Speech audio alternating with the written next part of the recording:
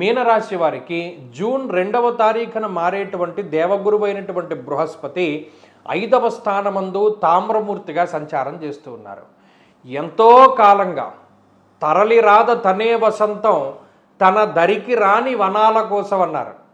మనమే వసంతం దగ్గరికి వెళదాం అనుకున్న అబ్బాయి అవ్వట్లా, శనేశ్వరుడు నెత్తి మీద కూర్చున్నాడు, రాహువు 12లో ఉన్నారు, మనం వెళ్ళలేకపోయాం.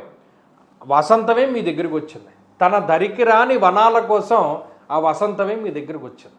గురుడే మీ దగ్గరికి వచ్చారు. మహానుభావుడు, మీ రాస్యాధిపతి ఆయన.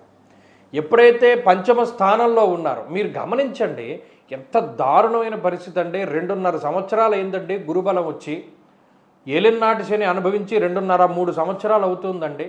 రాహు యొక్క పీడ 2.5-3 సంవత్సరాలుగా ఉంది. అంటే ఓవరాల్గా చూసుకున్నప్పుడు ఎవడో మహానుభావుడు జాతకం బాగున్నవాడు మినహాయిస్తే 3-3.5 సంవత్సరాలుగా మీనరాశి వారి యొక్క పరిస్థితి అగమ్య గోచరము. దాని గురించి వర్ణించడానికి అసలు మాటలు లేవు. అంత జుగుప్సాకరమైనటువంటి పరిస్థితి, అంటే అంత దారుణమైనటువంటి పరిస్థితి ఉన్నది. మనం చెప్పలేం ఆ బాధలు. నేను ప్రత్యక్షంగా చూసే చాలామందిలో ఆ మీనరాశి వాళ్ళు అనారోగ్య సమస్యలతోటి, ఆర్థిక ఇబ్బందులతోటి, డీఫేమ్ తోటి, చెడు ప్రచారము, నిందారోపణలు, అందరూ తిడుతూ ఉండడం, అందరి యొక్క దృష్టి మీ మీద పడుతూ ఉండడము, ప్రతి ఒక్కడు నా ఉసురు నీకు తగిలేను, నా ఉసురు నీకు, ఇలా అనేక రకాలైనటువంటి దుష్టమాటల ప్రయోగాలు మీకు మీ మీద పడుతూ ఉండడము, దాని తాలూకు ప్రభావం కూడా మీరు అనుభవించడం.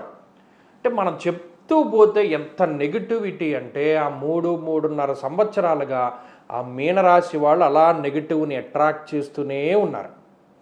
మరి ఇప్పుడు వసంతం మీ దగ్గరికి వచ్చింది. అర్ధలాభం తదైశ్వర్యం స్వకర్మ రతిహర్షితం సదా స్వజన సౌఖ్యంచ. పంచమం కోణస్థానం.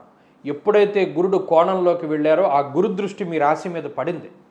పడడం చేతనే చీకట్లు సూర్యుడు వస్తే ఏ విధంగా తొలగిపోతాయో అదే మాదిరిగా మీ జీవితంలో కష్టాలు, నష్టాలు, ఇబ్బందులు, సమస్యలు, అనారోగ్యాలు, అప్పులు, ఆర్థిక ఇబ్బందులు, ప్రాణాపాయ పరిస్థితులు అన్నీ తుడిచిపెట్టుకుపోతాయి.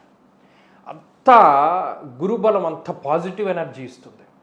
ఎంతంటే అర్ధలాభం, ముఖ్యంగా డబ్బు. మొదట సంపదని ఆకర్షిస్తాడు. సంపద అంటే సంతానానికి సంబంధించినటువంటి విషయాలు, అలాగే శుభ కార్యక్రమాలు, వివాహాది శుభ కార్యక్రమాలు, ఆరోగ్యము, ఐశ్వర్యము, ఇవన్నీ మీ దగ్గరికి వస్తూ ఉంటాయి. తదైశ్వర్యం స్వకర్మ రతిహర్షితం. చేసే పని నచ్చదు, నచ్చిన పని చేయలేము. గతంలో ఆ రకమైన పరిస్థితి ఉంటే ఏది తలుచుకుంటే అది చేయగలిగేటువంటి శక్తి సామర్థ్యాన్ని ఇస్తాడు.